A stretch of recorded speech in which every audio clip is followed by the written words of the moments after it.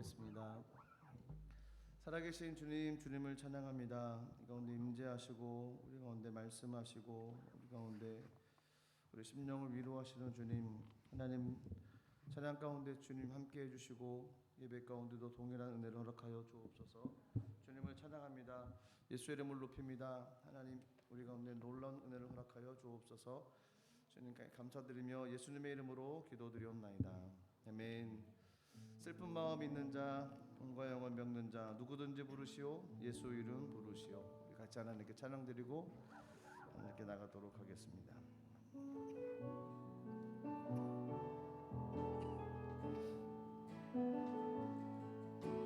슬픈 마음이 있는 자, 돈과 영원 병든 자 누구든지 부르시오. 예수 이름 부르시오. 그 이름을 믿는 자, 그 이름을 부르는 자, 그가 어떤 사람이든 그는 구원 얻으리. 다시 한번 고백합니다. 슬픈 마음 있는 자, 슬픈 마음 있는 자, 뭔가 영원 병든 자 누구든지 부르시오. 예수 이름 부르시오. 아멘. 그 이름을 믿는 자, 그 이름을 부르는 자, 그가 어떤 사람이든 그는 구원 얻으리. 예수 예수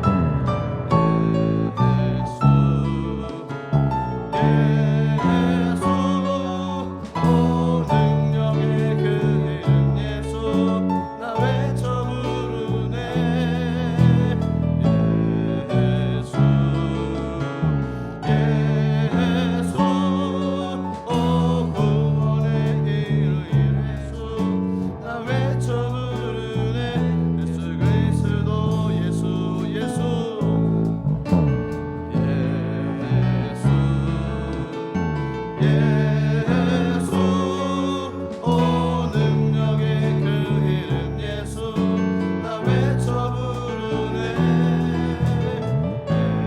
예수 예수 오 구원의 그 이름 예수 나 외쳐 부르네 예수 그리스도 전능하신 나의 주 하나님은 전능하신 나의 주 하나님은 지 못하실 일 전혀 없네 우리의 모든 간구도 우리의 모든 생각도 우리의 모든 꿈과 모든 소망도 지하신 나의 주 하나님은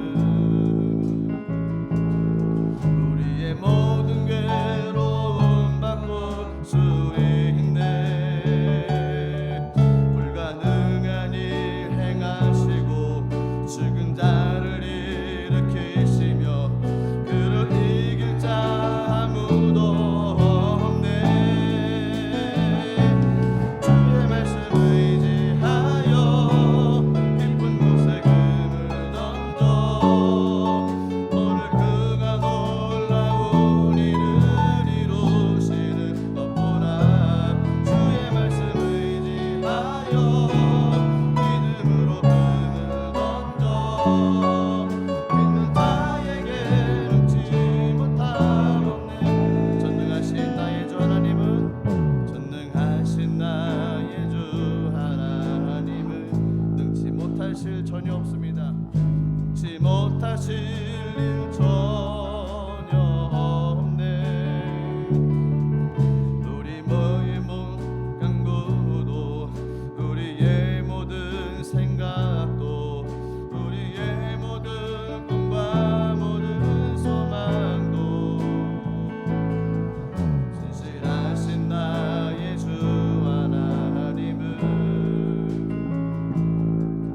우리의 모든 괴로움 바꿀 수 있네 불가능한 일 행하시고 죽은 자를 일으키시니 그를 이길 자 아무도 없네 주의 말씀 의지하여 깊은 곳에 금을 던져 오늘 그가 놀라운 일을 이루시는 것 보라 주의 말씀 의지하여 믿음으로 금을 던져 믿는 자에게 능치 못함 없네 주의 말씀 의지하여 주의 말씀 의지하여 깊은 곳에 금을 던져 오늘 그가 놀라운 일을 이루시는 것 보라 주의 말씀 의지하여 믿음으로 금을 던져 믿는 자에게 능치 우리 다시 한번 믿음으로 고백합니다 주의 말씀 의지하여 주의 말씀 의지하여 깊은 곳에 금을 던져 그가 놀라운 일을 이루시는 것 보라 주의 말씀 의지하여 믿음으로 금을 던져 믿는 자에게 능치 못함 믿는 자에게 능치 못함 믿는 자에게 능치 못함 없네 믿는 자에게 능치 못함 없네 우리 같이 한번 기도하겠습니다 그렇습니다 우리는 주의 말씀 의지하여 그물을 던지는 것입니다 그럼 하나님께서 놀라운 역사를 행하실 줄로 믿습니다 이 시간에 기도하면 하나님 우리 가운데 하나님의 일이 진행되게 하여 주옵소서 하나님 역사가 일어나게 하여 주옵소서 묶였던 것이 풀어지게 하옵소서 이 가운데 주의 은혜가 임하게 도와주옵소서 우리 주여 삼창하고 기도하겠습니다 주여 주여 주여 하나님 아버지 가운데 주여 오늘 주말하게 주시옵소서 하나님 말씀에 순종하며 기도하며 달려나갑니다 하나님 아버지 불가능을 가능으로 바꾸시는 좋으신 하나님 우리 가운데 하나님의 일이 진행되어지게 도와주시고 우리 가운데 하나님 역사가 나타나게 도와주시며 하나님 놀라운 은혜가 임할 수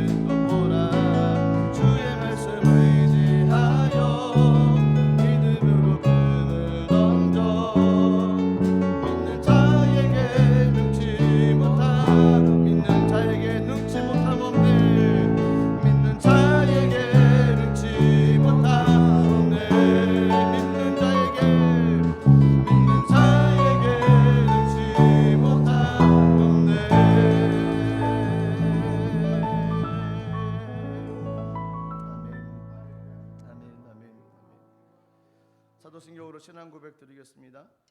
전능하사 천지를 만드신 하나님 아버지를 내가 믿사오며 그 외아들 우리 주 예수 그리스도를 믿사오니 이는 성령으로 잉태하사 동정녀 마리아에게 나시고 본디오 빌라도에게 고난을 받으사 십자가에 못 박혀 죽으시고 장사한 지 사흘 만에 죽은 자 가운데서 다시 살아나시며 하늘에 오르사 전능하신 하나님 우편에 앉아 계시다가 거기로부터 산자와 죽은 자를 심판하러 오시리라. 성령을 믿사오며 거룩한 공교회와 성도가 서로 교통하는 것과 죄를 사하여 주시는 것과 몸이 다시 사는 것과 영원히 사는 것을 믿사옵나이다. 아멘. 찬송가 384장으로 하나님께 찬양 드리도록 하겠습니다.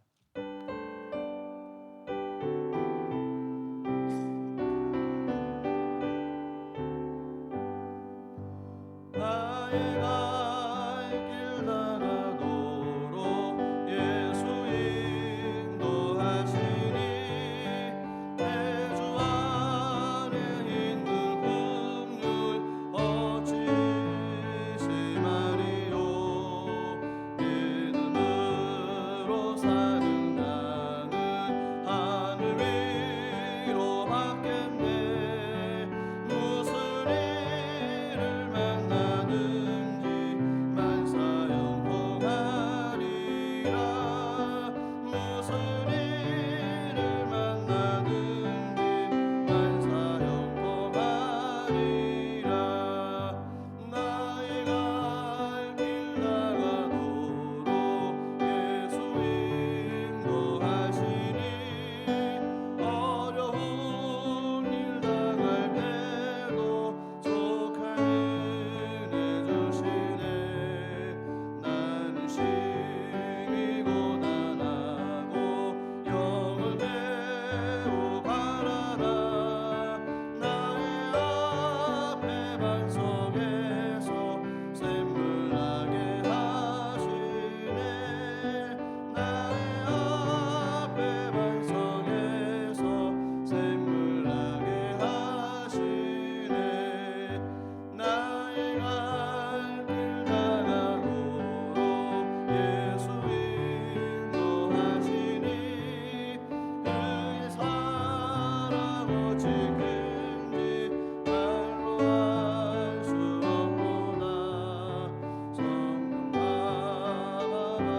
영혼 하늘 날아갈 때에 영광 부를 나의 찬송 예수 인도하셨네. 영광 부를 나의 찬송 예수 인도하셨네. 아멘. 예배를 위해서 우리 지정 권사님께서 대표로 기도해 주시겠습니다.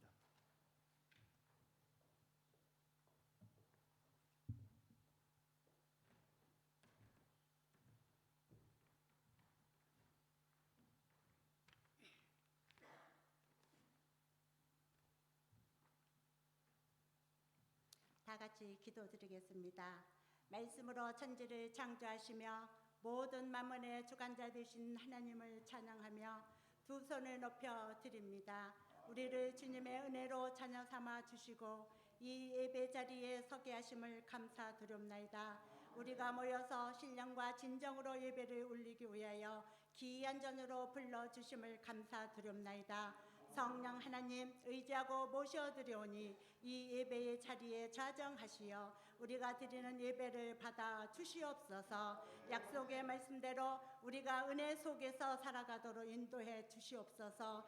연약한 우리를 긍휼히 여기시며 하늘의 신령 것으로 채워주시기를 기도드립나이다. 조국 대한민국을 위하여 기도드립나이다. 남과 북의 하나님의 인도하심으로 평화 통일이 이루게 하시옵시며 대통령과 모든 위정자들에게 하나님의 인도를 받도록 기도드립나이다. 축복하여 주시옵소서. 그리고 저희가 살고 있는 이 땅 위에 기도드렸나이다. 에너지 날로 어려움을 겪고 있는 이 땅 위에 하나님의 은혜를 내려주세요. 우크라이나를 침공하는 저 러시아를 간섭하여 주시어서 하루속히 전쟁이 종식되도록 하옵소서. 하나님 아버지, 오늘 또 말씀을 선포하시는 이영표 담임 목사님에게 기름 부으시어 말씀을 듣고 이해함에 부족함이 없도록 은혜를 내려 주시옵소서. 그리하여 이 자리에서 예배드리는 우리 모두가 말씀에 충만하여 육신의 정욕과 악몽의 정욕과 이생의 자랑 삼아 살지 않도록 성령 충만함을 주세요. 하나님 아버지, 이 땅에 살아가면서 교만하지 않고 순정하며 부디 제자의 삶을 살아가도록 축복해 주시며, 주님께서 우리를 부르실 때에 주님 제가 여기 있습니다, 빨리 대답할 수 있도록 깨어있게 하여 주시옵소서. 이 예배당에 와서 예배 드리는 우리 모두를 하나님께서 안아주셔서 영혼이 잘되고 범사가 잘되게 하시며, 주일 학교의 예배부터 작년 예배까지 하나님의 기뻐 받으시는 거룩한 예배가 되기를 예수 이름으로 기도드리옵나이다. 아멘.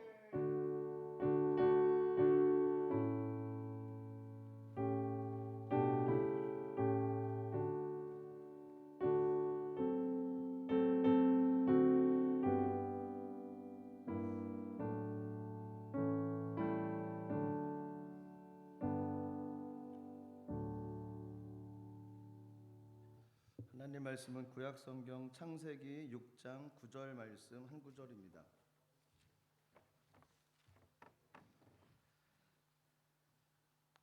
창세기 6장 9절 말씀 한 구절입니다. 제가 가진 성경은 구약 성경 8페이지에 있습니다. 창세기 6장 9절 말씀.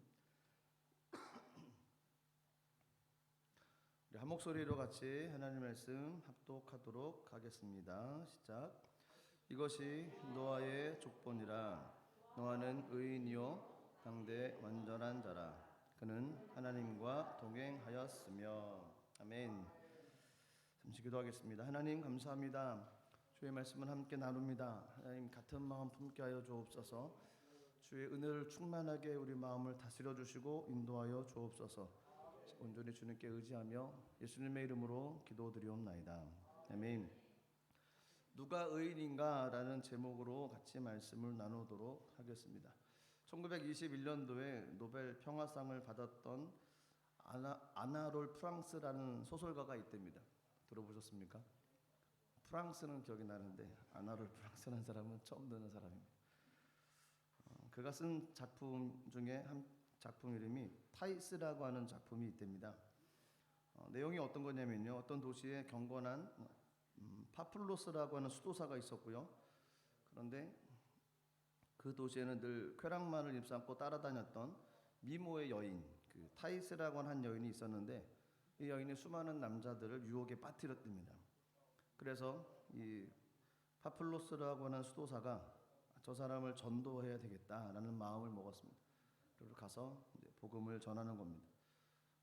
죄악에서 떠나십시오. 하나님을 믿으시고 삶을 돌이키십시오. 많은 사람들을 그렇게 죄악에 빠뜨리시면 안 됩니다. 향락에서 나오십시오. 수많은 얘기를 만날 때마다 증거했답니다. 그런데 이 타이스라고 하는 여인은 그 수도사, 초라한 수도사의 얘기가 그렇게 마음에 들리지를 않았답니다. 그럼에도 불구하고 이 수도사는 실망하지 않고 계속 가서 이제 삶을 돌이키십시오. 돌이켜야 됩니다. 하나님께로 가야 됩니다. 죄악에서 떠나야 됩니다. 이런 얘기를 날마다 했습니다. 근데 희한한 일이 생겼습니다. 그 이야기를 들었던 이 여인이 갑자기 어느 날 갑자기 마음이 변동이 시작되고 마음이 바뀌어지기 시작하고, 그래서 수도원으로 들어가기로 결정을 했습니다. 자기 삶이 잘못된 것을 알고 돌이켜야 되겠다라고 그 여인이 이제 수도원으로 들어가게 됐는데, 그 수도사였던 파플로스라는 수도사는 이 여인과 만나서 계속 이 여인에 관한 이야기를 듣다 보니까 오히려 반대로 이 여인은, 이 남자의 수도상은 타락을 한 겁니다. 그래서 두 사람의 삶이 갑자기 역전이 돼버린 겁니다. 수도사였던 한 사람은 그 마음 가운데 좌절과 낙심으로 하나님을 떠나게 됐고, 세상 가운데 있었던 여인은 한 남자의 그 말씀으로 인해서 그 마음 가운데 변화가 일어나고 오히려 수도원으로 들어가서 하나님을 섬기는 삶이 됐다는 겁니다. 좀 아이러니한 이야기죠. 영향이 있다는 겁니다. 무슨 얘기든지 계속 듣다 보면 저희는 영향을 받을 수 있는 존재라는 겁니다. 나는 껐떡없습니다. 그렇지 않습니다. 껐떡할 수 있습니다. 넘어질 수 있습니다. 가능성이 있다는 겁니다. 그래서 저희는 접하지 말고 조심해야만 됩니다. 좋지 않은 거 저는 괜찮습니다. 아닙니다. 조심해야 됩니다. 듣지도 말고 보지도 말고 만지지도 말고 가까이 하지도 말입니다. 그곳에는 가지도 말아야 됩니다. 왜냐하면 영향을 받을 수 있기 때문에 그렇습니다. 영향을 받지 않고서 그 죄악 가운데 그냥 의인처럼 삶을 살아간다. 얼마나 멋지겠습니까? 성경에 그런 사람을 얘기를 했습니다. 오늘 읽었던 본문에 노아라고 하는 사람이 있었는데 그 사람이 그런 모습이었습니다. 성경에 노아에 대해서 설명을 하는데 아주 간단했습니다. 오늘 읽었던 본문이죠. 창세기 6장 9절. 노아는 이런 사람이다. 아주 명확하고 간단하게 임팩트 있게 기록을 해 놓으셨습니다. 6장 9절 말씀 제가 읽겠습니다. 이것이 노아의 족본이라. 노아는 의인이요 당대 완전한 자라. 그는 하나님과 동행하였으며. 그러니까 노아는 의인이었다라고 아주 그냥 간단하게 노아에 대해서 얘기를 합니다. 그리고 노아는 당대의 완전한 자라는 겁니다. 그 시대의 완전한 사람, 하나님과 동행했다는 사람. 이 모든 사람들은 죄인이죠. 스스로 나는 의인입니다라고 이야기할 사람이 어디 있겠습니까? 뿐만 아니라 누가 이야기할 때 이 사람은 의인입니다라고 이야기하기가 참 그렇지 않습니까? 저희가 서로 보면 흠이 보이고 약점이 보이고 연약한 것이 보이는데 이 사람은 의인입니다라고 이야기하기도 참 뭐합니다. 하나님께서 노아에 대해서 노아는 의인이요라고 성경의 말씀에 기록해 놓으셨습니다. 도대체 어떤 상황 가운데서 노아가 삶을 살아갔기에 그 노아가 의인이었다는 칭찬을 받을 수 있을까요? 갑자기 궁금해졌습니다. 노아는 의인이라고 성경에서 말씀하시는데 도대체 왜 그가 의인이었나 보죠. 일반적으로 생각하기에 어떤 죄의 영향을 받지 않았다. 그럴 수 있죠. 그리고 죄를 짓지 않고 삶을 살아갔다. 그게 가능할까요? 그렇다고 치더라도 그게 그렇게 제 마음 가운데 어떤 노아가 의인이었다는 단어가 그게 임팩트 있게 다가오긴 했지만 그냥 늘 듣던 얘기로 해서 좀 마음이 별로 이렇게 그런 마음이 있었습니다. 또 다른 뭔가가 있지 않을까? 노아가 의인이었다라고 외쳤을 때 무엇 때문에 의인이라고 성경에 기록해 놓으셨는지 그 의미가 궁금했습니다. 그래서 노아 시대의 모습을 좀 살펴보고 그리고 성경의 이야기를 쭉 보면 노아가 어떤 모습에서 의인인지를 찾을 수가 있겠더라고요. 성경에 써 있지는 않습니다. 제 마음 가운데 써 있었습니다. 읽고 묵상을 하다 보니까 그렇구나라는 답을 얻었습니다. 그 얘기를 좀 들으려고 합니다. 노아 시대의 모습이 어땠습니까? 창세기 6장으로 가요. 6장 1절에 보면 성경이 이렇게 되어 있습니다. 사람이 땅 위에 번성하기 시작할 때 그들에게서 딸들이 나니. 궁금한 게 있지 않습니까? 여기서 얘기하는 사람이 어떤 사람일까요? 사람이 땅 위에 번성하기 시작할 때 어떤 사람이 도대체 번성하기 시작했을까요? 6장 1절에 이 얘기를 해주지 않고 있으면 5장 마지막 절로 가면 좀 힌트를 얻을 수 있습니다. 그래서 5장 마지막 절에 갔더니 아담의 족보가 쭉 나오다가 결국 노아라는 인물이 나오고 5장이 끝납니다. 그리고 6장 1장이 이렇게 이어져 가거든요. 그러면 사람이 땅 위에서 번성하기 시작할 때 그 사람은 노아의 후손들일까요? 이렇게 유추하고 생각할 수 있는데 노아의 후손들이 아닙니다. 5장은 그냥 족보만 얘기를 했고 이야기가 흘러가는 내용은 4장을 봐야 돼요. 4장 끝에 어떤 내용들이 있는지를 보면 그 이야기하고 6장의 이야기하고 이제 마저 갈 수 있습니다. 4장 끝에 보니까 가인의 후손들에 관한 이야기가 4장 말미에 기록되어져 있습니다. 그러니까 가인의 후손들이 땅 위에서 번성하기 시작할 때라는 겁니다.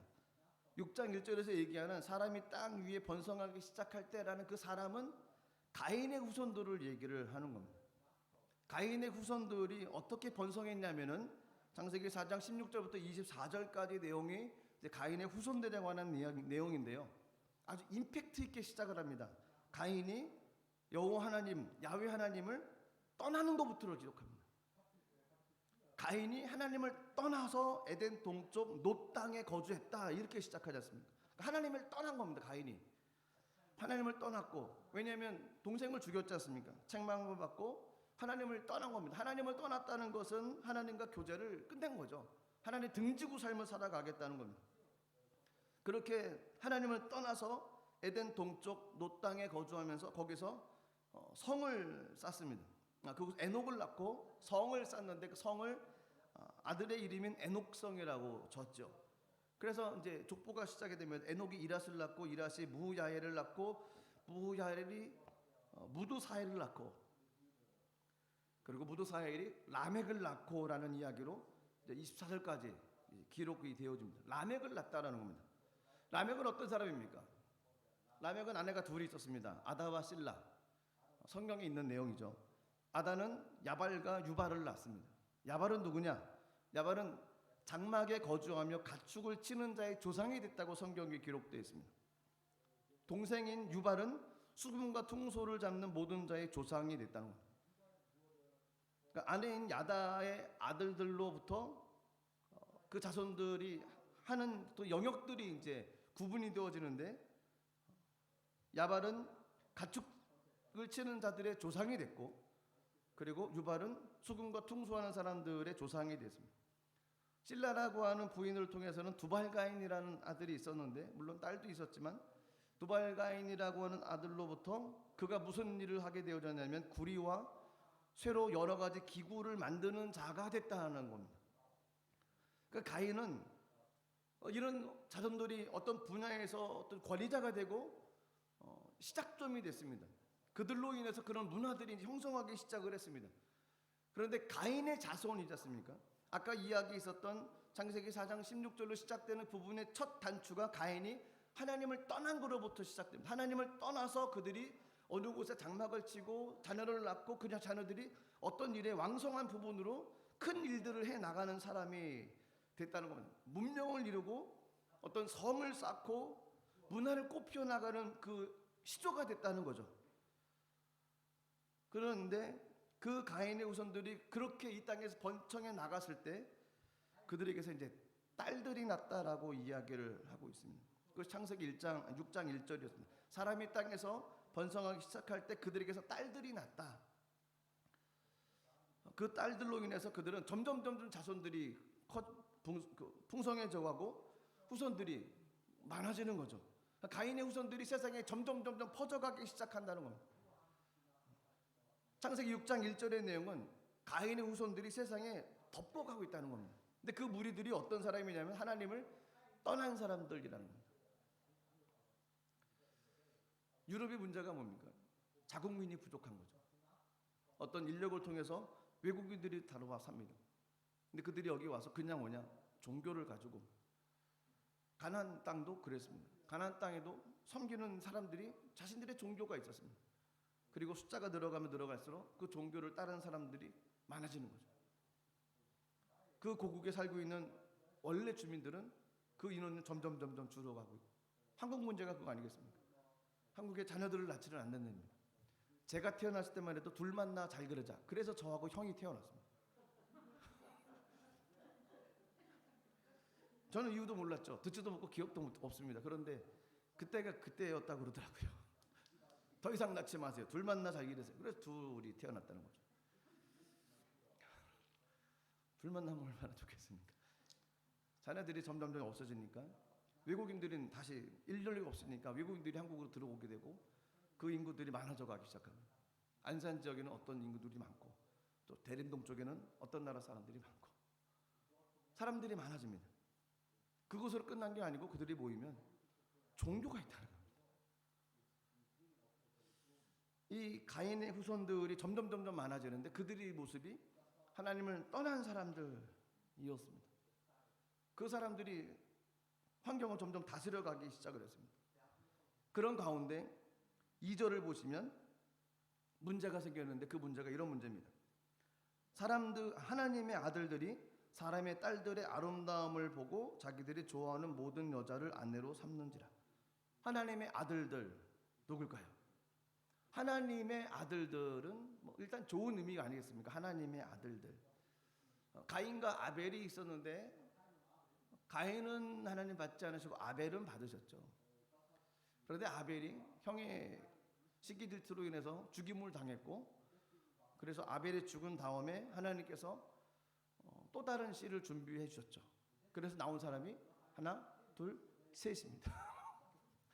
셋입니다. 셋이라고 하는 후손을 허락해 주셨습니다.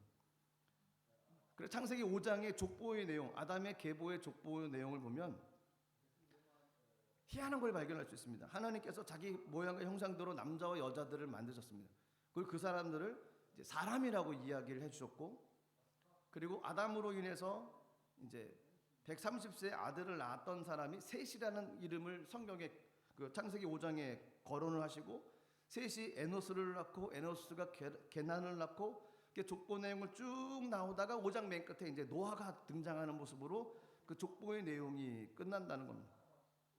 하나님의 아들들은 그 셋의 후손들을 얘기를 하는 겁니다. 창세기 5장에 기록되어져 있는 그 내용들을 하나님의 아들들이라고 6장 1절, 6장 2절에서 이제 명명을 했던 겁니다. 그런데 문제는 그 하나님의 아들들이 사람의 딸들의 아름다움을 보고 자기들이 좋아하는 모든 여자를 아내로 삼았다는 거예요. 그냥 이쁘고 보기 좋고 마음에 드니까 그냥 아내로 삼는 모습이 있습니다. 하나님의 아들들과 사람의 딸들은 하나님을 섬기는 사람과 하나님을 섬기지 않는 사람들입니다. 셋의 후손들과 가인의 후손들입니다. 맞지를 않습니다. 이야기가 통하지를 않는다는 거, 쉽지 않은 겁니다. 신앙이 틀리고 있으면 갈등이 있을 수밖에 없거든요. 신앙이 같고 같은 믿음으로 한 가정에서 믿음으로 기도한다. 그것은 굉장한 축복입니다.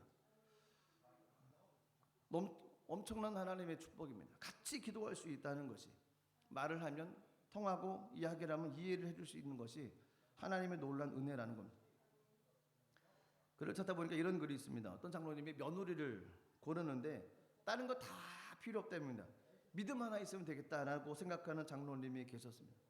근데 한 자매가 서울에서 고생을 하고 돈을 벌어서 결혼 비용을 마련하고 고향으로 내려온 한 자매가 있었는데, 그 고향 교회에서 부흥회를 하고 있을 때입니다. 그래서 이 자매가 부흥회를 참석해서 은혜를 너무 많이 받았습니다. 근데 어느 날 은혜를 받는데 교회 안에 빗물이 막 뚝뚝뚝 떨어지는 겁니다. 교회가 오래되고 엉성해지다 보니까 천장이 센 겁니다. 빗물이 떨어지는 겁니다. 근데 그 환경 가운데 이 자매 마음 가운데 부딪히는 내용이 결혼 비용을 하나님께 드려야 되겠다, 이런 마음을 가졌다는 거죠. 왜냐하면 내 결혼보다 하나님 성전을 먼저 지어야 되겠다는 마음을 하나님께 주셨다는 겁니다. 그래서 하나님께 결혼 비용을 드렸습니다. 집안에서는 난리가 납니다. 집안에서 난리가 났습니다. 이 헌금을 보고서 담임 목사님이 기도를 더 해주는 거죠. 하나님, 이 자매의 마음을 받으시고 정말 믿음 좋은 가정 만나고 그곳에서 신앙생활 잘할 수 있도록 짝을 허락해 주십시오. 날마다 기도해 주는 거죠, 목사님이. 몇 개월 후에 한국에서 여러 가지 사업체를 가지고 있었던 장로님이 여러 일 때문에 이제 그 교회를 방문했는데, 그 장로님의 둘째 아들이 결혼을 안 했는데 하나님과 관계없이 삶을 살아가고 있던 아들이라는 겁니다. 근데 이 장로님 소망이 다 필요 없다는 겁니다. 그냥 믿음만 있고 믿음만 충실하면 그 다른 자매를 며느리를 얻고 싶다. 그래서 목사님이 중재해서 이렇게 돼가지고 요차조차 돼서 그 가정으로 시집을 가게 됐습니다.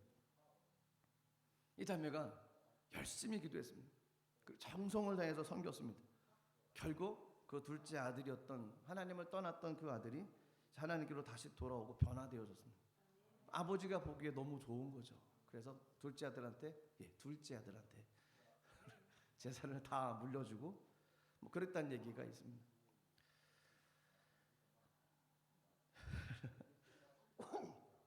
신앙이 틀리면 쉽지 않습니다.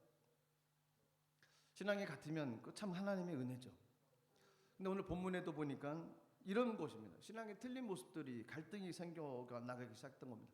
하나님의 아들들이 사람들의 딸들을 보고 아내로 삼았는데 그들의 삶이 맞지가 않지 않습니까? 생각이 틀리고 삶이 틀리고. 근데 그것으로 인해서 하나님께서 어떤 결정을 내리시냐면 하나님의 아들들이 사람의 딸들의 그냥 아름다움만 보고 아내를 삼았던 그 일을 보고서 바로 다음인 창세기 6장 3절에 하나님께서 이렇게 얘기를 하셨습니다. 6장 3절입니다. 야훼께서 이르시되 나의 영이 영원히 사람과 함께 하지 아니하리니 이는 그들이 육신이 됨이라. 그러나 그들의 날은 120년이 되리라 하시니라. 엄청난 얘기를 하셨습니다. 나의 영이 영원히 사람과 함께 하지 않을 것이다. 왜냐하면 그들은 육신이 됐다는 겁니다. 육신. 적나라한 그 문자어로 표현하면 생명이 떠난 고깃덩어리가 됐다는 겁니다. 신앙을 떠나버린 사람이 됐다는 겁니다. 그래서 영원히 앞으로는 하나님의 영이 함께하지 않겠다는 겁니다. 이거 얼마나 큰 죄악입니까? 더 이상 하나님께서 우리 가운데 어떤 역사를 해도 하나님을 선택하지 않는다는 거죠. 하나님이 어떤 모습에 그 은혜를 받는 모습도 없는 것이고 그냥 죄악으로 가도 어떤 꺼리낌도 없는 모습이 되어져 버렸다는 겁니다. 두 가지를 선택해야 된다고 하면 성령의 소욕은 절대로 선택하지 않고 세상의 일만 선택하며 나가는 모습으로 그들의 삶이 방향을 잡고 가기 시작했다는 겁니다. 하나님과는 전혀 먼 세상으로 가는 삶으로 갔습니다. 그들이 생각하는 것도 악하고 그들이 계획하는 것도 악하고 그들이 어떤 일을 하든지 다 악하고 하나님으로부터 멀리 떨어져가는 그런 모습이라는 겁니다. 그런 상황 가운데 특별한 사람이 한 사람이 나타났는데 그 사람에 대해서 하나님께서 뭐라고 말씀하셨냐면 노아는 의인이다라고 얘기했어요. 이런 상황입니다. 모든 사람이 떠나고 모든 사람이 하나님을 선택하지도 않고 육신이 되어버렸습니다. 성령을 쫓아 헤엄쳐 나가는 삶이 전혀 없는 시대적 분위기와 환경. 모든 사람들이 하나님이나 세상이냐 그러면 세상 선택하는 사람, 그 많은 사람들 그런 모습으로 삶을 살아가고 있는 시대 가운데 하나님께서 말씀하시기에는 노아는 의인이었다라는 겁니다. 그래서 궁금해진 겁니다. 도대체 그것만 가지고 의인이라는 단어가 좀 명확하지를 않은 거였습니다. 도대체 뭘까? 왜 의인이라고 하나님께서 노아에 대해서 얘기를 해줬을까? 물론 죄를 짓지 않았기 때문에 이해가 돼요. 죄에 물들지 않았기 때문에 이해는 돼요. 그런데 마음속에 뭔가 좀 허전한 게 있었습니다. 그래서 1장부터 6장까지 내용을 흐름을 조금 봤더니 뭔가 드러나기 시작을 했습니다. 창세기 1장부터 6장의 내용은 아주 간단합니다. 창세기 1장은 천지창조입니다. 태초 하나님의 천지를 창조하시니라 선포로부터 시작하는 것이 창세기 1장입니다. 첫째 날 뭐 만드시고 둘째 날 뭐 만드시고 셋째 날 뭐 만드시고 넷째 날 다섯째 날 여섯째 날 그 창조의 역사들이 창세기 1장에 나옵니다. 그리고 창세기 2장으로 넘어가면 이제 에덴 동산에 관한 이야기가 나오죠. 그리고 문제의 사건이 있는 장이 창세기 3장입니다. 선악과 사건. 선악과 사건으로 인해서 모든 사람들이 하나님에 대한 오해와 하나님에 대해서 잘못 가지고 있는 선입관이 있습니다. 왜 선악과를 만들어서 사람을 죄악 가운데 빠뜨렸냐 이거죠. 그 동산 중앙에 있는 나무 만들지 않으면 될 거 아니냐. 그거 왜 만들어가지고 우리를 힘들게 하냐. 아 스트레스 받아. 이렇게 만든 분 하나님이라는 겁니다. 하나님의 책임져야 된다는 거. 이렇게 생각하고 있는 경향이 많은 장이 창세기 3장 선악과 사건입니다. 그 범죄로 인해서 창세기 4장에는 살인 사건이 일어나지 않습니까? 내 재물 내 입에 안 봐주셨네. 동생을 받았어. 기분 나쁘네. 또 자꾸 올라봐. 이래가지고 이제 죽인 거죠. 선악과 사건 이후에 창세기 4장에 아담과 가인과 아벨의 사건. 그리고 나서는 이제 폭력 사회로 가는 거죠. 죄로 인해서 드러난 어떤 모습들. 그리고 창세기 아까 말씀드렸던 라멕의 자손들. 창세기 4장 말미에 있던 라멕의 자손들. 풍수하는 음악적인 아니면 여러 기구를 만드는 자들의 조상들. 이런 인류 문화를 만들어가는 모습들이 그 하나님을 반역하고 그리고 살인 사건이 일어난 이후에 일어나는 모습들이었던 겁니다. 그리고 나서 창세기 5장에는 아담의 계보가 나오는데 그 계보에서는 하나님께서 한 사람을 선택하셨던 사건이 나옵니다. 그것이 셋이라고 하는 사람이죠. 그리고 셋의 가문들, 셋의 후손들이 이러하다라고 쭉 열거하면서 노아를 말씀을 하시고 그리고 창세기 6장으로 넘어가는 사건이었습니다. 1장부터 6장까지 저희들의 성경을 볼 때 우리 마음 가운데 두드러지게 들어오는 단어는 사건들은 크게 두 가지입니다. 선악과 사건하고 가인과 아벨 사건. 선악과 사건. 하나님을 오해하게 만드는 사건. 그로 인해서 선악과로 인해서 가인이 아벨을 죽이게 됐다라고 봐도 되거든요. 그래서 창세기 6장으로 갔더니 세상이 지저분해지고 악해졌다는 겁니다. 그러면 하나님께서 선지를 창조하셨을 때 그냥 그렇게 만드셨을까요? 세상을 만드셨을 때 그냥 그렇게 지저분하게 니네 알아서 마음대로 살고 뭐 살인을 하든 뭐를 하든 니네가 마음대로 살아라 이렇게 뒀을까요? 그렇지 않죠. 왜냐하면 저희가 놓치고 가는 성경 구절이 하나 구절이 있습니다. 너무 잘하는 성경 구절입니다. 그것이 뭐냐면 창세기 1장 26절 27절까지 거기 그 내용을 보면 하나님께서 자기 형상과 모양대로 남자와 여자를 만드셨습니다.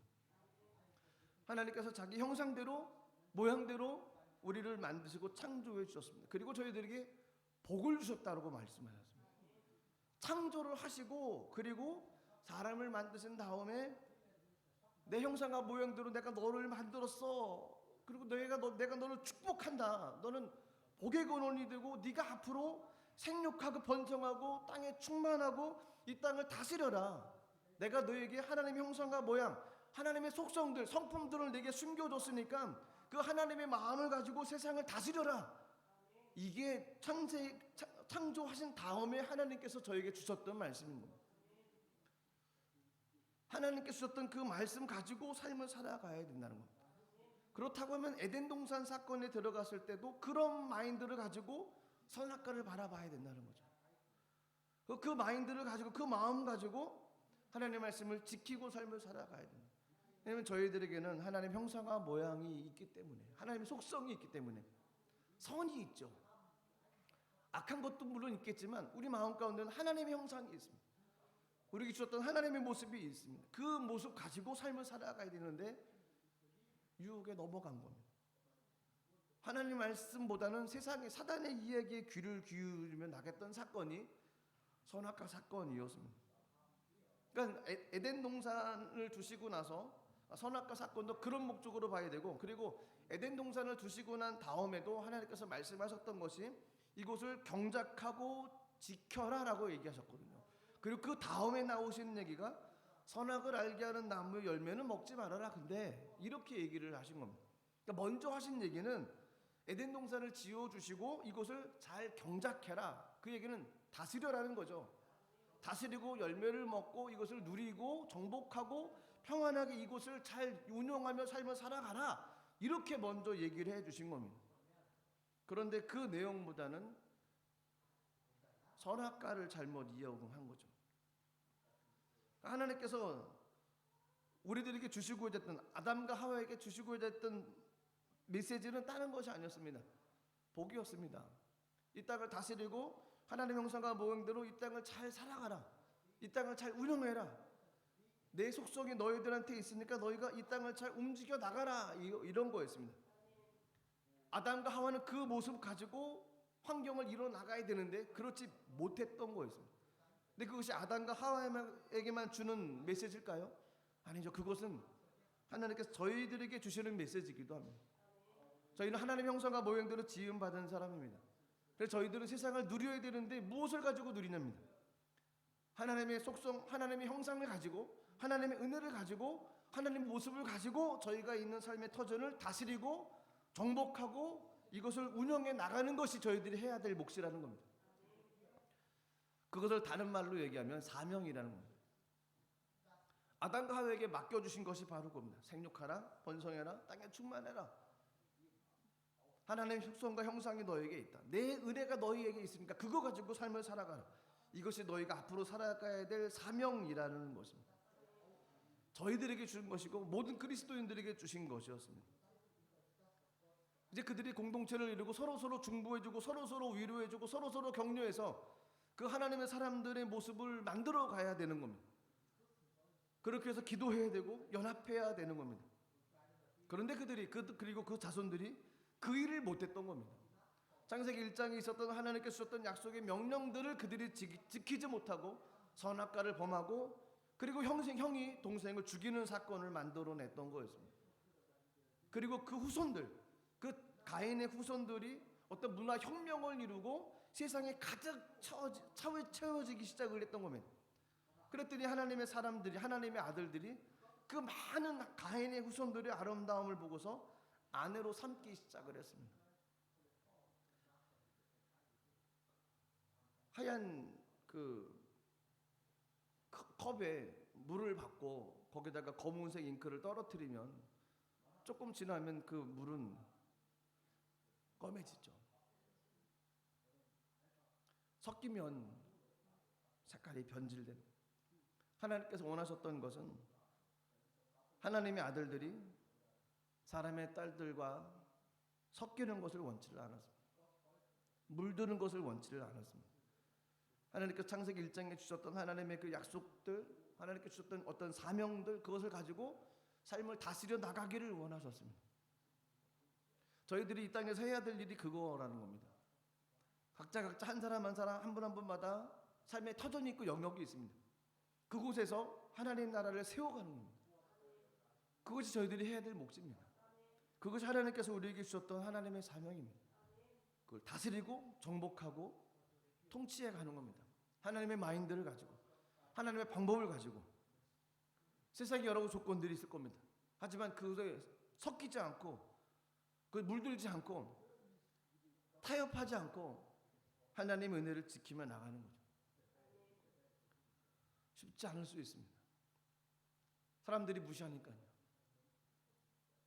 이거 하나 타협한다고, 이거 하나 해준다고 너 인생에 뭐가 큰 문제가 생기냐. 그렇죠. 그거 하면 지키지 않고 그들 따라서 한들 뭐가 바뀌는 게 뭐가 있겠습니까? 근데 한번 타협하면 또 그렇게 됩니다. 그러다 보면 물들어가는 겁니다. 하나님은 하나님의 아들들이 그런 삶을 살아가기는 것을 원치를 않으셨습니다. 그런데 섞이고 물들고 혼합적인 삶으로 삶을 살아가기 시작했습니다. 하나님께서 그들에게 맡겼던 사명대로 삶을 살아가지 못하고 세상과 어울리고 세상의 방법을 쫓아나가는 삶을 살았던 것이 그들의 시대였습니다. 그런 상황 가운데서 노아는 의인이었다는 겁니다. 그런 상황 가운데서 노아는 그들의 삶을 따라가지 않았다는 겁니다. 그래서 깨달아진 것이 노아가 왜 의인인지, 왜 의인이냐면 노아는 사명대로 삶을 살아갔던 사람이기 때문에 의인이었던 거였습니다. 하나님께서 주신 말씀 붙잡고 다스리고 정복하고 지키고 그 삶의 터전에서 하나님의 나라를 세워가는 모습으로 말씀하셨던 창세기 1장의 말씀을 그는 듣고 지켰던 거였습니다. 그렇지 않습니까? 노아가 그 시대에 무슨 소리를 들었겠습니까? 별욕을 다 들었을 겁니다. 그 산꼭대기에다 방주를 져요. 지나가는 사람들이 물어보겠죠. 어이 노아 양반 뭐 하는 거야? 하나님이 홍수를 내리신대. 홍수 그때는 몰랐습니다. 홍수가 뭔데? 세상에 가득 찼기 때문에 물로 심판하시는 거예요. 하나님 그렇게 말씀하셨어. 아이 사람 참 실없는 사람다 보겠네. 이러면서 지나갔겠죠.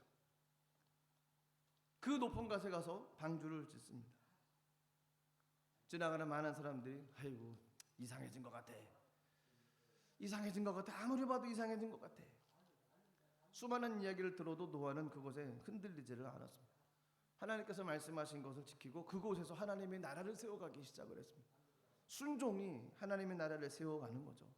하나님 말씀하신 것 지키는 것이 하나님의 나라를 세워가는 것이죠. 그의 삶의 터전에서 묵묵히 하나님 바라보며 나가는 삶, 그 삶을 살았던 사람이 노아였습니다.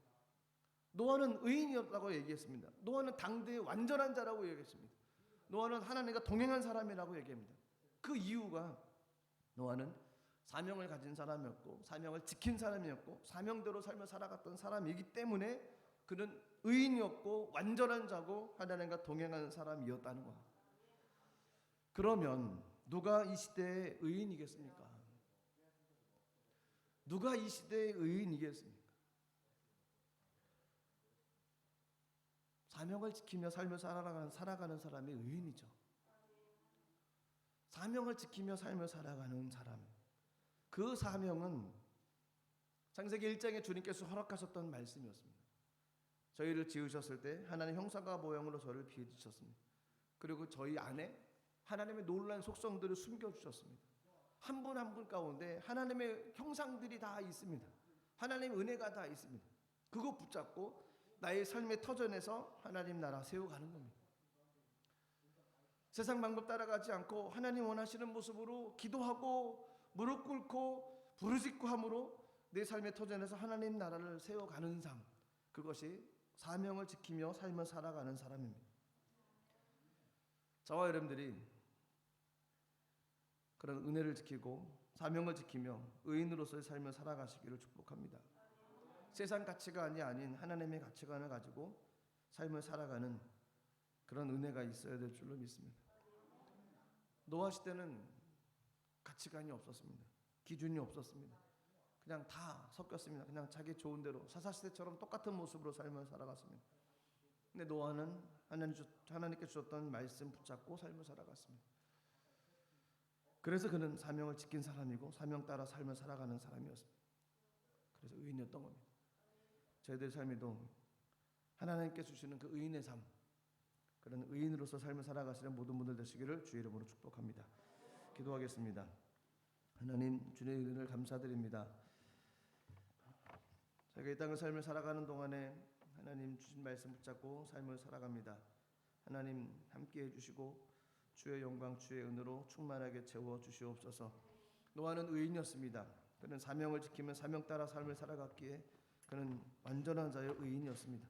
하나님, 저희도 하나님께 허락하셨던 말씀 붙잡고 이 땅의 삶을 살아가는 의인의 삶이 될 수 있도록 하나님 인도하여 주옵소서.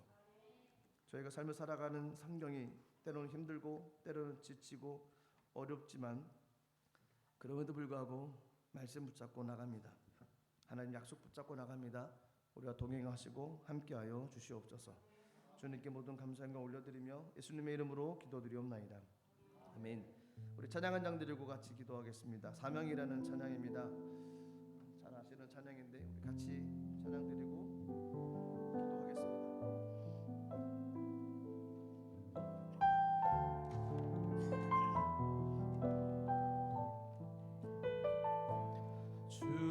주님이 홀로 가신 그 길 나도 따라가오. 모든 물과 피를 흘리신 그 길을 나도 가오. 험한 산도 나는 괜찮소. 바다 끝이라도 나는 괜찮소. 죽어가는 저들을 위해 나를 버리길 바라오. 아버지 나를 보내주오. 나는 달려가겠소.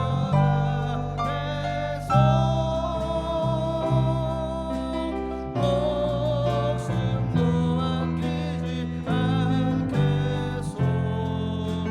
나를 보내주오. 세상이 나를 미워해도 나는 사랑하겠소.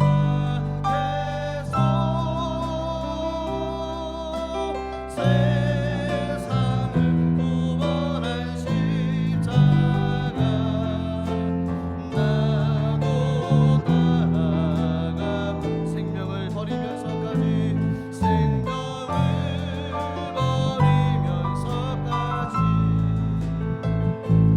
나를 사랑한 당신,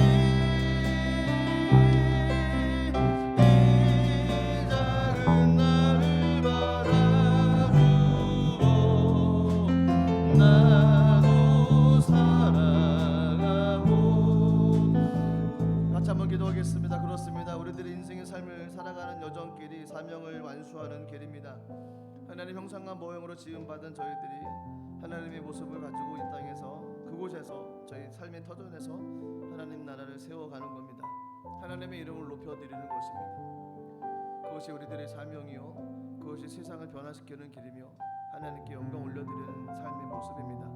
이 시간에 기도하길, 하나님 내 삶의 터전에서 하나님께 영광 올려드립니다. 하나님의 영광을 드러내겠습니다. 때로는 힘들고 어려움이 있고 아픔이 있어도 하나님 이겨내겠습니다. 하나님 원하시는 믿음의 길, 이 길에서 하나님의 영광을 드러내는 귀한 삶을 살아가겠습니다. 하나님 힘 주시옵소서, 은혜 내려 주옵소서, 우리 가운데 주 영광으로 덧입혀 주시옵소서. 우리 주여 이름을 한번 부르고 통성으로 기도하겠습니다. 주여, 하나님 아버지 주님을 의지하며 하나님 아버지 믿음으로 주님 앞에 결단을 달려나갑니다. 하나님 아버지 우리들의 인생 가운데 주의 거룩한 영광으로 충만하게 우리 가운데 임하여 주시고 성령으로 주님 충만하게 채우셔서 하나님 아버지의 삶의 현장 가운데서 주님의 이름을 높여드리며 하나님 아버지 주의 거룩한 영광을 누리며 나갈 수 있도록 성령으로 주님 이끌어 주시고 하나님 아버지 주님의 놀라운 영광 많이 드러낼 수 있도록 주여 우리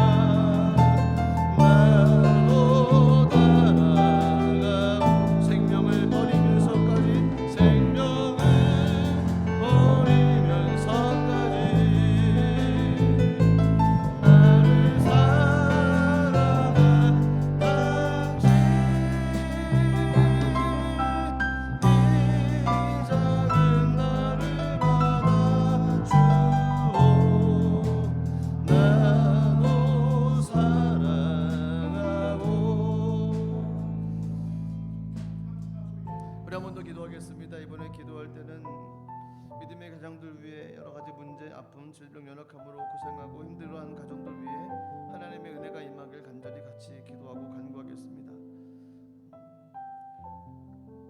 특별히 자이트라 장로님 수술 마치고 육체 가운데 힘드시지만 그래도 예배를 사모하고 성도님들이 보고 싶어서 또 함께 이 자리에 하셨습니다.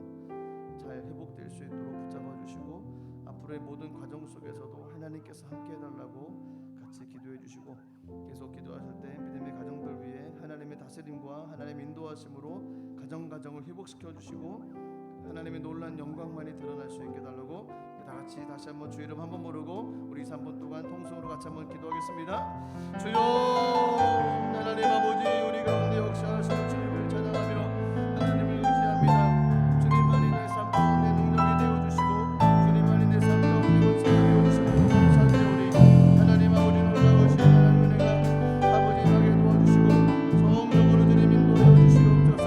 하나님 아버지 주님 거룩한 영광으로 충만하게 채우시옵소서. 주님 거룩한 삶으로 충만하게 하옵소서. 능력과 영광의 역사들이 나타나시게 도와주옵소서. 하나님 말씀을 붙잡고 나가는 가정 가운데 하나님 안에 모든 질병과 무지 염려가 물러가게 하옵소서. 하나님 말씀 따라나갑니다. 하나님 타협하지 않고 믿음으로 달려나갑니다. 하나님 사명을 쫓아나갑니다. 하나님 아버지 가정 속의 모든 문제 질병 염려가 물러가게 하옵소서. 하나님 아버지 주의 말씀으로 일으켜 세워주옵소서. 권능의 역사가 나타나게 하옵소서. 믿음의 역사가 나타나게 하옵소서. 하나님의 영광이 일어나게 하옵소서. 하나님의 회복의 역사가 나타나게 하옵소서. 하나님의 영광을 올려드리고 주의 기쁨과 주의 뜻을 가지며 나갈 수 있도록 하나님의 도와여 주시옵소서. 예수의 이름으로 세상에 나타난 줄로 믿습니다. 하나님 특별히 자녀들을 기억해 주시고 하나님 회복되게 하옵소서.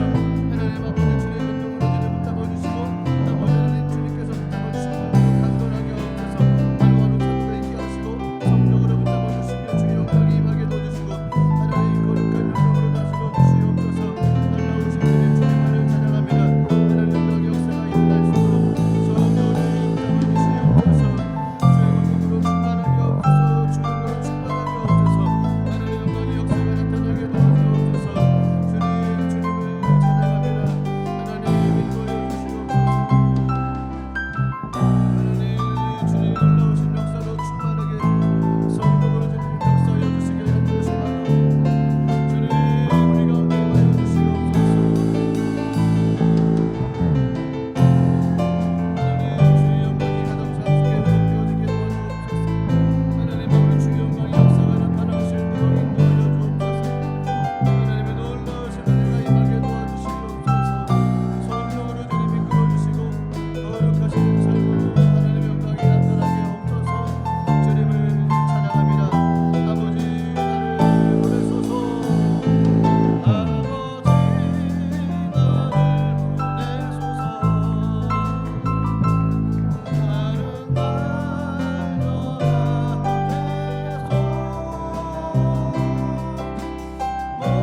목숨도 아끼지 않겠소. 나를 보내소서. 세상이 나를 미워해도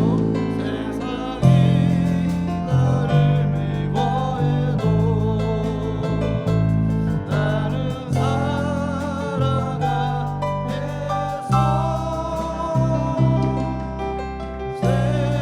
세상을 구원한 십자가 나도 따라가 생명을 버리면서까지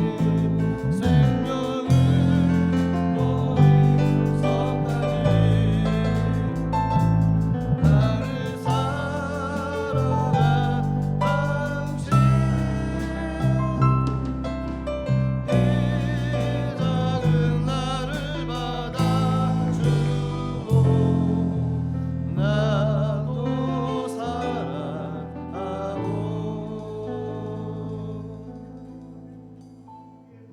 살아계신 하나님 은혜를 감사드립니다. 하나님 말씀 붙잡고 의인으로서의 삶, 사명 감당하며 삶을 살아가기를 원합니다. 하나님 다짐하며 나가는 우리들의 인생 가운데 주님 함께 해주시고 노아처럼 이 땅에서 하나님 타협하지 않고 하나님 주신 말씀 붙잡고 삶의 영역에서 하나님 나라 온전히 세워갈 수 있도록 하나님 역사하여 주시옵소서. 또 하나님 믿음의 가정들 위해서 중보하고 기도했습니다. 어렵고 힘들고 여러 가지 문제 환경 질병 연약함 가운데 있는 가정들을 함께 기도했사오니 하나님 붙잡아 주시고 하나님 역사가 나타나게 하여 주시옵소서. 하나님 기도밖에 없음을 고백합니다. 하나님 붙잡아 주시옵소서. 특별히 저희 들어장모님 수술 잘 마치시고 또 이제 회복 단계에 들어가게 하셨습니다.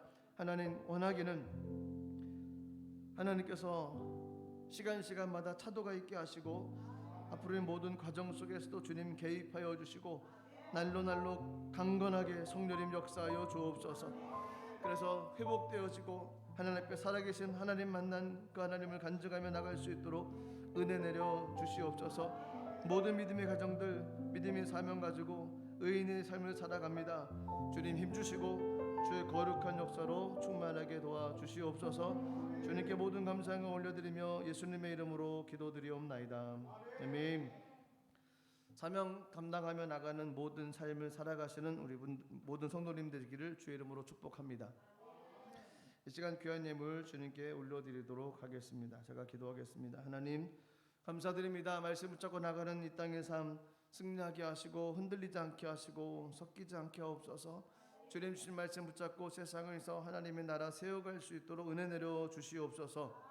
이 시간 귀한 예물을 주님께 올려드립니다. 기쁜 마음으로 드릴 수 있도록 우리들 마음과 손길을 주관하여 주옵소서. 예수님의 이름으로 기도드리옵나이다. 아멘. 찬송가 28장 1절 3절 드리면서 하나님께 귀한 예물 올려드리도록 하겠습니다.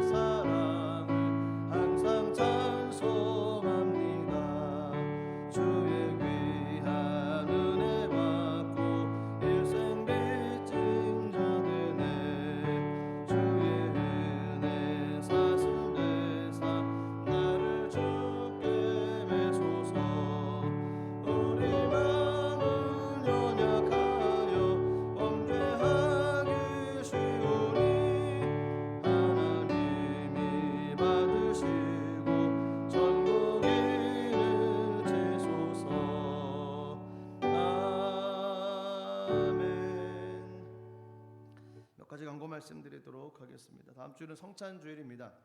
대소교회 은혜 감사함으로 한 주간을 기도하며 잘 보내시기를 부탁드리겠습니다. 사도행전의 서신서 끼어 읽기 필사를 진행하고 있습니다. 계속해서 말씀을 필사하시고 또 하나님의 은혜 경험하시는 모든 분들 되기를 소망합니다. 부활절 금식성회가 4월 3일부터 6일까지 있습니다. 성회 전에 2월 초에 교육자들이 먼저 모여서 금식하고 행사를 준비를 합니다.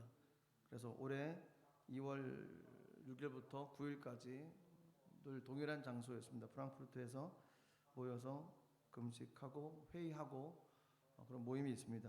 잘 다녀오겠습니다.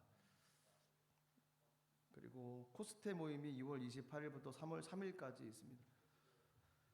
부활절 금식성회는 제가 예비금식 갔다 온 다음에 이제 참가자를 모집을 구체적으로 드리도록 하겠습니다. 그때 말씀해 주시고요. 코스테 참가자 신청하신 분들은 지금이라도 말씀해 주시면 안내해 드리도록 하겠습니다. 그리고 다음 주일 2022년도 예산 결산에 대한 공동회의를 소집을 하고 예산 결산 발표를 다음 주에 하도록 하겠습니다. 예배 후에 청년분들 모임이 있습니다. 지난주에 같이 모여서 이야기가 있었죠. 예배 후에 모여주시고요. 예배위원들 주보에 보시면 그 대표기도 담당하시는 분들 리스트가 있습니다. 한 주간 동안 이렇게 떨리시면 갑자기 나오시면 떨리시거든요. 떨리면 이 얘기 저희가 막 나올 수 있거든요. 은혜로운 얘기죠. 다 하나님께 올려드리는 기도문이고 적으셔도 괜찮습니다. 기도하는 마음으로 기도문을 잘 적으시고 그리고 오셔서 기도하는 마음으로 이렇게 기도하시면 또 은혜가 더할 줄로 믿습니다. 두려워하지 마시고 하나님께 기도로 또 올려드렸으면 좋겠습니다. 여행이나 또 고국 방문하실 때는 꼭 저에게 먼저 말씀을 해 주시기를 부탁드리도록 하겠습니다. 그리고 예배 후에 이제 저기 한 분이 계속 오시잖아요. 아시죠? 예, 맨날 오셔서 부르더 이렇게 아이 리베 부르더 뭐 이러면서 그래서 안 가고 계속 계시더라고요. 그래서 어떻게 할까 고민하다가 저 헌금함 옆에 구제헌금 봉투를 마련을 해놨습니다. 그래서 만약에 구제헌금으로 헌금을 하시면 그거 모아서 교회에서 이렇게 지불하는 거로 이렇게 오면은 그게 나을 것 같은 생각을 들었습니다. 그러니까 마음이 동하시면 구제헌금으로 그러면 교회 차원에서 이렇게 돕고 그렇게 하도록 하겠습니다. 그리고 오늘은 마지막 주일이죠. 1월달 마지막 주일입니다. 그러면 1월달 생신을 맞으신 분들을 축하하는 시간을 갖도록 하겠습니다. 저는 1월달 생일이었습니다. 앞으로 나와주시죠. 예. 안 나오시면 안 됩니다. 안 나오시면 예. 우리 당신은 사랑받기 위해 태어난 사람 같이 축복하고 예. 윤정 집사님, 우리 김영 집사님, 또 김주 사모님, 예. 카메라 앞에 또 플로린, 예. 축하합니다. 우리 축복하고 하나님께 찬양으로 축복하도록 하겠습니다. 당신은 사랑받기 위해 태어난 사람. 당신은 사랑받기 위해 태어난 사람. 삶 속에서 그 사랑받고 있지요.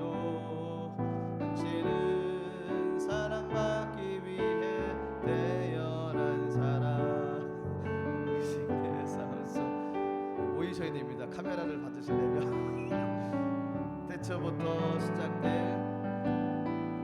태초부터 시작된 하나님의 사랑은 우리의 만남을 통해 열매를 맺고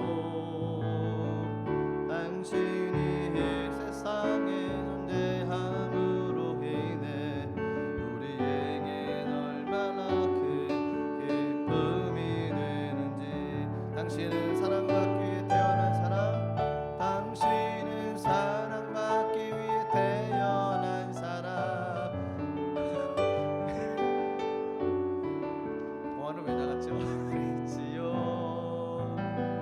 당신은 사랑받기 위해 태어난 사람. 지금도 그 사랑 받고 있지요. 축복합니다. 1월달에 태어나시느라고 고생하셨습니다. 추운 1월달 한국에서 태어났을 텐데 한국은 얼마나 추웠을까요? 예, 예. 동화는 생일받기 축하받기를 좋아하는 것 같아요. 축복합니다. 기도하겠습니다. 하나님 감사드립니다. 1월달 생신 맞으신 모든 분들 하나님 강건하게 하시고 하나님의 은혜로 충만하게 하여 주시옵소서. 늘 의인의 삶을 살아가게 도와주시고 삶의 터전에서 주의 나라가 아름답게 맺혀가게 하여 주옵소서. 감사드리며 예수님의 이름으로 축복하며 기도드리옵나이다. 아멘. 축복합니다.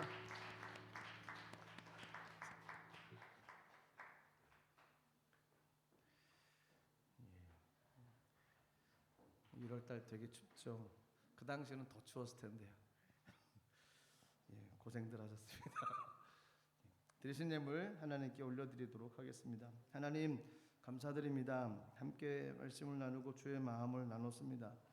하나님 주신 마음, 삶의 터전에서 하나님 나라 세워가는 그 사명자, 그 사명의 길이 의인이라 말씀하셨습니다. 하나님 저희들이 의인의 삶을 살아가겠습니다. 힘주시고 은혜 내려 주시옵소서. 귀한 예물 드린 믿음의 손길들 축복하시고 하나님 그 가운데 주의 놀라운 역사가 나타나게 하시고 삶에 채우시고 풍성케 하시는 주의 은혜로 하나님 인도하여 주시옵소서. 주님께 모든 영광 감사 올려드리며 예수님의 이름으로 축복하며 기도드리옵나이다. 아멘.